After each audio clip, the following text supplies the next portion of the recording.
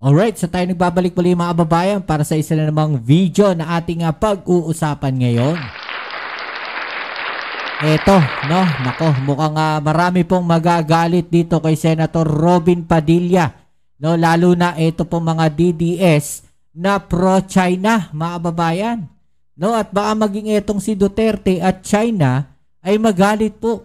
No, dito kay Robin Padilla. No, bumaliktad na nga po ba si Senator Robin Padilla? Bueno, yan ang ating aalamin at pag-uusapan dito lamang sa...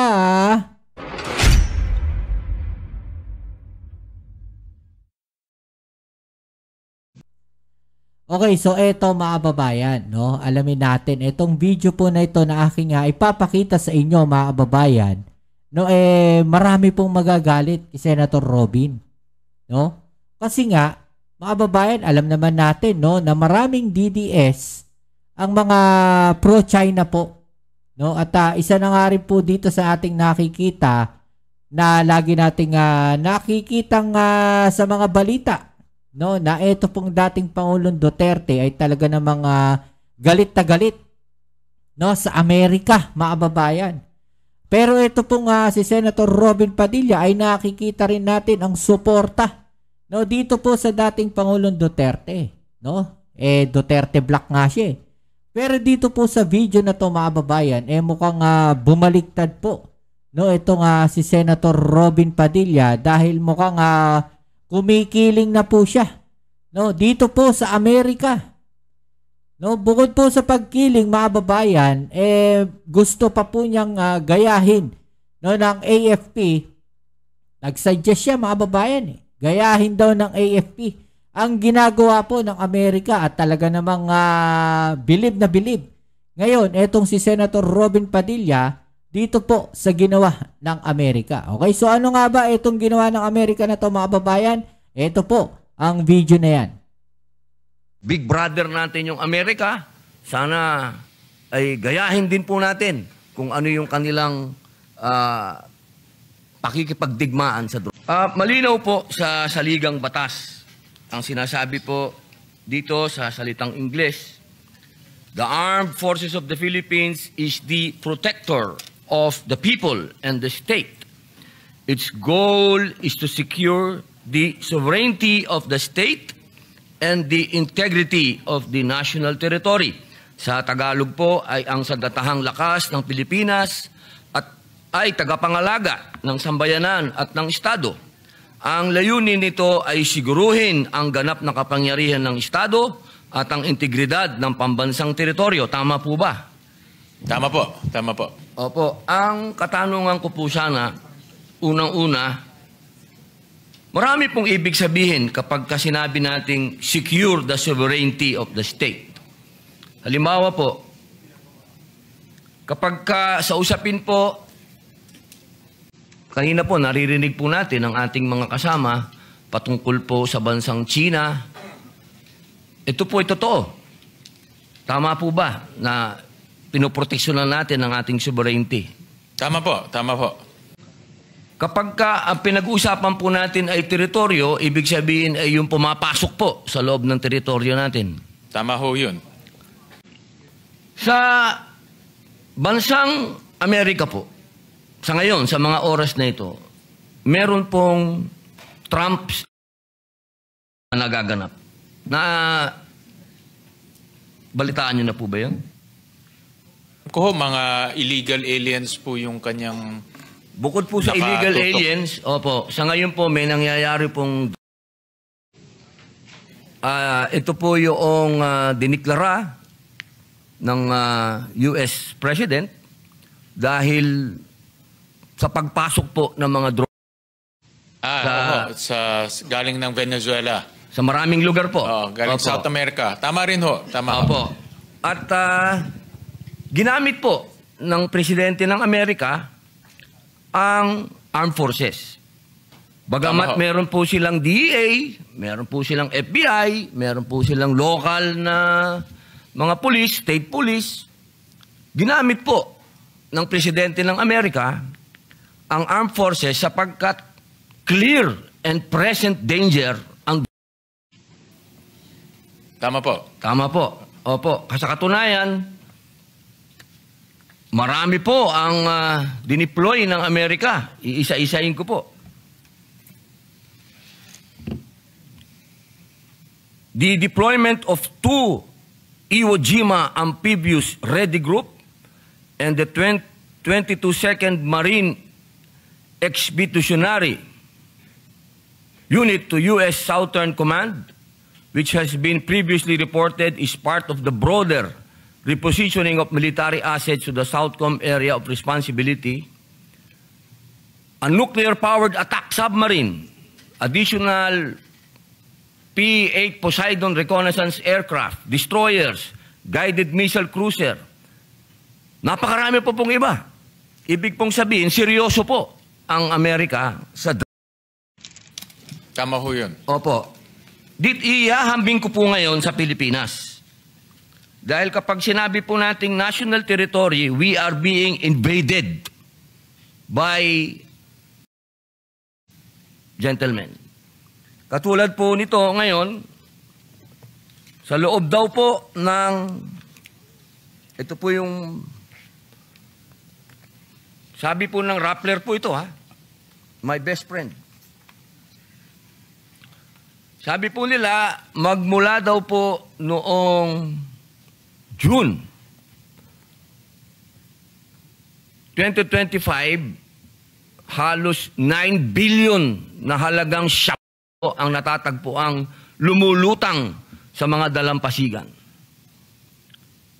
Kung idadagdag po mula yung report pa, pagkatapos pa ng June, mahigit na 1.4 tonelada ng Ito po'y nakakatakot sapagkat ito po'y lumulutang-lutang sa mga lugar na hindi po natin nakalain, katulad po nito. Lumutang po ito sa Masinloc, Zambales. 1.5 billion. Doon po sa Barangay Buboy, Agno, Pangasinan. Sa Bani, Pangasinan, 170 million. Sa malapit po sa Bolinao, 884 million. Dito po sa Santa Cruz, Ilocos Sur, 81.6 million. Sa Ilocos Sur din, 149 million. Dito po sa Ilocos Norte, 6.8 million. Curimao, Ilocos Norte, 6.8 million. Alapas, Ilocos Norte, 6.8 million. Cagayan, 5.1 million. Marami po ito. Hanggang Calaveria, Cagayan, 312 million. Nakakatakot po ito. Hindi po ito clear and present danger po sa atin? Para po sa atin? Tama po. In fact, tinulungan po ng Philippine Navy ang enforcement agencies po natin para makahuli at mag-intercept ng almost 1.5 tons of sa Zambales po. So nagtutulungan po yung ating sandatahang lakas kasama po yung mga enforcement agencies. Dahil sila po yung may mga assets, may mga barko sila, may helicopter. So nagtutulungan ho sila. Opo. Pagka sinabi po nating nahuli, may tao pong nakulong. Ito po ay nakulimbat ho nila. So ito yung mga nakikita natin sa lumulutang or ano. So ito po yung mga nahuli, nakuha ho nila. Opo. Pwede po ba nating ma-suggest sa ating mahal na kaibigan ko po si ang ating pong kalihim at kailyan ko po ang ating Armed Forces Chief of Staff. Alam niyo po, baka po pwedeng dumating ang panahon, makarinig din po tayo ng mga balita na katulad po nito. Sabi po dito, 21 strikes na po ang ginawa ng US troops, 83.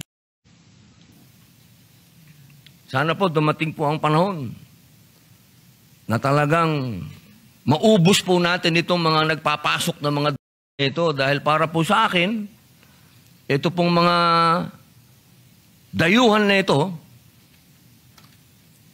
ay nagdideklara po sa atin ng gera dahil sinisira po nila ang kinabukasan ng ating mga kabataan.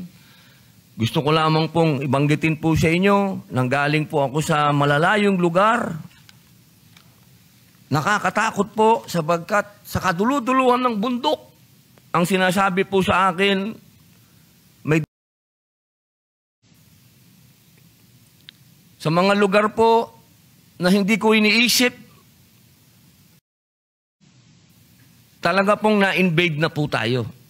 Ito pong talaga, ito po yung pinakamasamang klase ng na talaga pong sumisira sa ating kabataan. Alam niyo po, meron lang po akong babasahin sa inyo na sana isang araw ay madeklara din natin itong mga sa Amerika po ang tawag nila, yan po ang tawag nila. Sapagkat once upon a time, nagkaroon po tayo ng problema sa Abu Sayyaf. At dito po, sa findings na to, sa Abu Sayyaf, sinasabi po rito, the Abu Sayyaf group has established links to the illegal. So, ito po ay clear and present danger, mga mahal kong kasama sa AFP. Makikisabi na po akong kasama dahil ako po'y reservist. Hinihiling ko po sa inyo na sana bigyan din po natin to ng sapat na kagamitan, itong kampanya po dito, upang mapuksa po natin kaagad. Sapagkat naniniwala po ako, ito po ang ginagamit ngayon.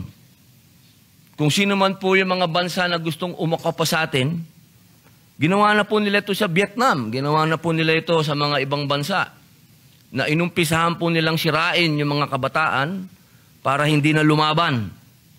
Maging anga-anga na lang, maging nganga na lang.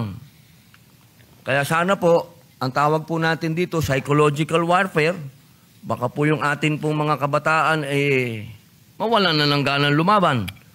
Sapagkat hanggang sa ngayon po, hindi pa rin po namin napapasa yung mandatory ROTC dito. Gigil na po ako doon, hindi pa rin po napapasa hanggang ngayon. Kaya sana po sa aking pong pakiusap, sa aking pong manifestasyon, at batid ko po na ito po talaga ay national threat talaga ito. Sana po'y bigyan natin po ng atensyon. Total, tayo po ay big brother natin yung Amerika. Sana ay gayahin din po natin kung ano yung kanilang pakikipagdigmaan sa droga. Yun lamang po. Maraming salamat po sa inyo. Maraming salamat, Senator Robin. At kami po, ako mismo ay sumasang-ayon sa inyo na itong walang kabutihan ho yan sa ating lipunan. At sisirain lang po talaga ang ating ang kinabukasan po ng ating kabataan. At talaga ho dapat labanan. At nagpapasalamat ho tayo sa ating armed forces dahil po sila ay aktibo na nakikipag-partner sa mga enforcement agencies ho natin para mapigilan po yung pagpasok po ng illegal na droga dito. At meron din ho silang mga intelligence activities, so alam rin ho nila kung sino-sino ito. At tuloy-tuloy po yung kanilang pagsugpo dito sa pagpasok mo ng illegal ating bansa. So maraming salamat po sa inyong mungkahi. Salamat po.